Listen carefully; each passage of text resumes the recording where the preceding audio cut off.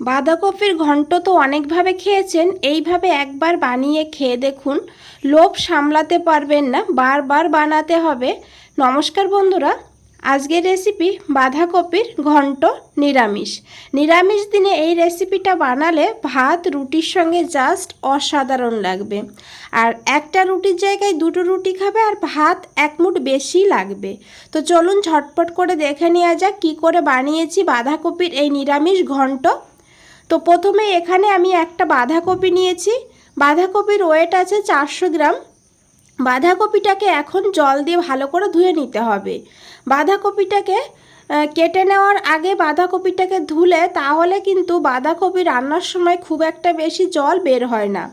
তো দেখুন বাঁধাকপিটাকে ভালো করে ধুয়ে তারপরে এইভাবে ছোট ছোট করে ঝিরিঝিরি করে কেটে নিয়েছি।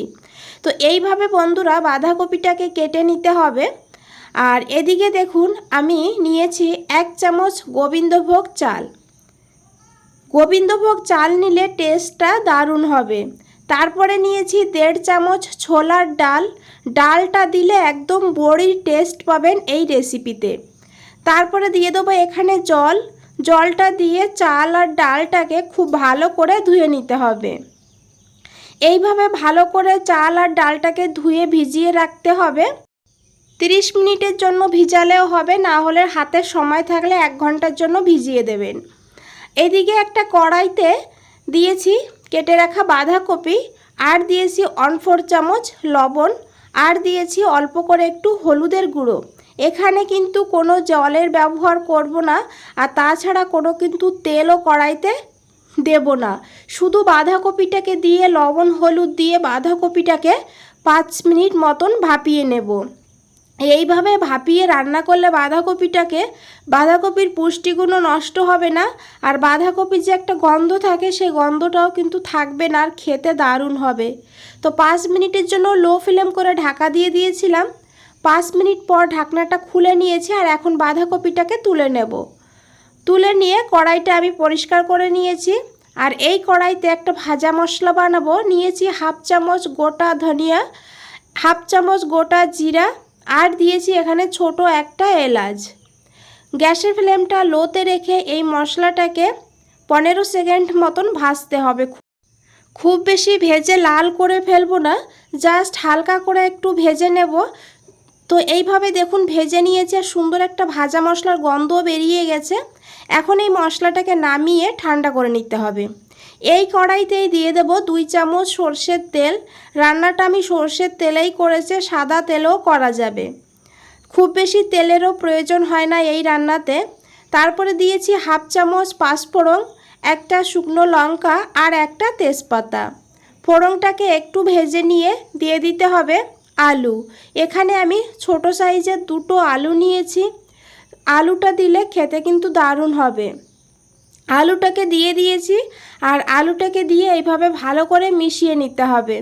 তারপরে গ্যাসের ফ্লেমটা লোতে রেখে ঢাকা দিয়ে দিতে হবে। ঢাকা দিয়ে 2 মিনিট রেখে দেব। মাঝে মধ্যে ঢাকনাটা খুলে কিন্তু একটু নাড়াচাড়া করতে হবে, না হলে এক সাইডেই বেশি ভাজা হবে। এদিকে দেখুন ভাজা মশলাটা ঠান্ডা হয়ে গিয়েছে। তো একটা গ্রাইন্ডারে দিয়ে আমি এটাকে গুঁড়ো করে নিয়েছি। আর এখন এর ভিতরেই দিয়ে দেব ভিজিয়ে রাখা চাল আর ডাল। যে জলটা ছিল সেই জলটাও কিন্তু আমি দিয়ে দিয়েছি। আর এখন মিহি করে একটা পেস্ট বানিয়ে নেব। এদিকে দেখুন বন্ধুরা আলুটা কিন্তু ভাজা হয়ে গিয়েছে, আর মাঝে একবার ঢাকনাটা খুলে আমি একটু নাড়াচাড়া করে দিয়েছিলাম। আর এইভাবেই লাল করে আলুটাকে ভেজে নেবেন। তারপরে এখানে দিয়ে দিতে হবে আদা।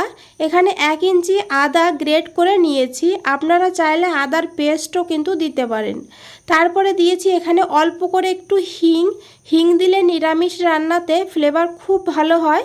তো খুব ভালো করে এখন আদাটাকে একটু ভেজে নিতে হবে, যাতে আদার কাঁচা গন্ধ না থাকে।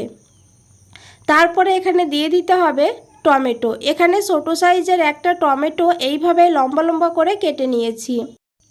আর দিয়ে দিতে হবে পরিমাণ মতন লবণ। লবণটা কিন্তু আগেও দিয়েছিলাম বাঁধাকপিতে, সেই বুঝে লবণ দিতে হবে। লবণ দিলে টমেটোর উপরে খুব তাড়াতাড়ি টমেটো সফট হয়ে যাবে। এখন খুব ভালো করে একটু ভেজে নিতে হবে টমেটোকেও। 1-1.5 মিনিট এইভাবে ভেজে নিলাম। আর গ্যাসের ফ্লেমটা অবশ্যই লোতে রাখবেন, না হলে আদা যেহেতু দিয়েছি আগে আদাটা পুড়ে যেতে পারে। তারপরে দিয়েছি এখানে চেরা কাঁচা লঙ্কা। এখানে এই ঝালেই কিন্তু ঝালটা হবে, ঝালটা বুঝেই ঝালটা দিতে হবে।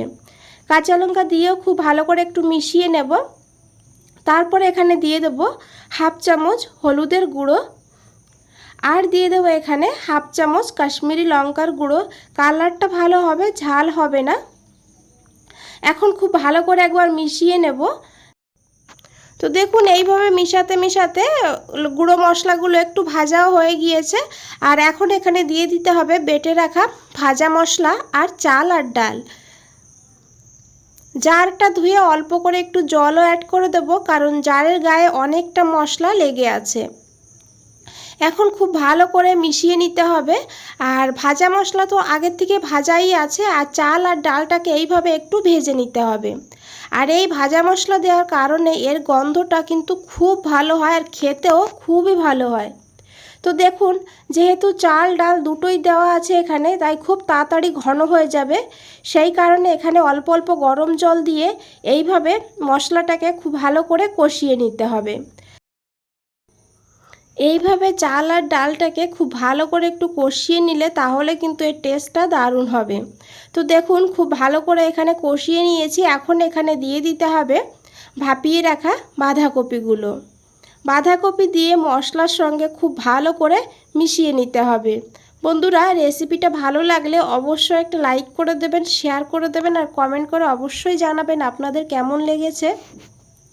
তো দেখুন বন্ধুরা খুব ভালো করে মিশিয়ে নিয়েছি। আর এখানে 1 থেকে 1.5 মিনিটের জন্য ঢাকা দিয়ে দেব।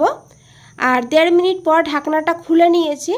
এখন এখানে দিয়ে দিতে হবে হাফ কাপ গরম জল, কারণ যেহেতু চাল ডাল দেওয়া আছে সেটা কিন্তু তাড়াতাড়ি কড়াইতে লেগে যাবে আর এক জায়গায় হয়ে যাবে। একটুখানি জল দিলে তাহলে খুব ভালো করে এই বাঁধাকপির সঙ্গে মশলাগুলো মিশে যাবে আর খেতেও দারুণ হবে। তো দেখুন অল্প করে জল দিয়ে খুব ভালো করে মিশিয়ে নিয়েছি। এখন দিয়ে দেবো কয়েক দানা চিনি। চিনিটা দিলে টেস্টটা ব্যালেন্স হবে, যদি ভালো লাগে দেবেন, ভালো না লাগলে দিতে হবে না। দিয়ে খুব ভালো করে মিশিয়ে নিতে হবে। আর এখন ঢাকা দিয়ে 5 মিনিট লো টু হাই ফ্লেমে রান্না করতে হবে। 5 মিনিট পর ঢাকনাটা খুলে নিয়েছি। এখন খুব ভালো করে একবার মিশিয়ে নিতে হবে। আর দেখুন কতটা লোভনীয় লাগছে, এটা কিন্তু স্বাদে গন্ধে দারুণ হয়। একবার এইভাবে বানিয়ে দেখবেন। বাঁধাকপির ঘন্ট রুটির সঙ্গে অসাধারণ লাগে, ভাতের সঙ্গেও খুব ভালো লাগে। তো দেখুন আলুটাও কিন্তু এখানে সিদ্ধ হয়ে গিয়েছে। এখন দিয়ে দিয়েছি অল্প করে একটু ধনেপাতা কুচি, আর দিয়ে দেবো 1 চামচ ঘি। তো আপনারা চাইলে এখানে কিন্তু একটু গরম মশলার গুঁড়ো অ্যাড করতে পারেন। তো আমি যেহেতু ভাজা মশলা দিয়েছি সেই কারণে কিন্তু আর দেব না। এখন খুব ভালো করে মিশিয়ে নেব আর গ্যাসের ফ্লেমটা অফ করে দিয়ে 5 মিনিটের জন্য স্ট্যান্ডিং টাইমে রেখে দেব। বন্ধুরা রেসিপিটা ভালো লাগলে অবশ্যই একটা লাইক করে দেবেন। আর নতুন বন্ধুদের বলছি চ্যানেলটা এখনও সাবস্ক্রাইব করে না রাখলে চ্যানেলটা সাবস্ক্রাইব করে পাশে থাকুন, আর নিচে বেল আইকনটা আছে প্রেস করে রাখুন। যখনই নতুন কোনো রেসিপি দেব সবার আগে আপনাদের কাছেই পৌঁছে যাবে। তো দেখুন 5 মিনিট পর ঢাকনাটা খুলে নিয়েছে আর কতটা লোভনীয় লাগছে। তো একবার হলেও এইভাবে বাড়িতে বানিয়ে দেখুন, তারপরে কমেন্টে জানান। বন্ধুরা আজ তাহলে এই পর্যন্তই, ফিরে আসছি নতুন কোনো রেসিপি নিয়ে। ভালো থাকবেন, সুস্থ থাকবেন, ধন্যবাদ।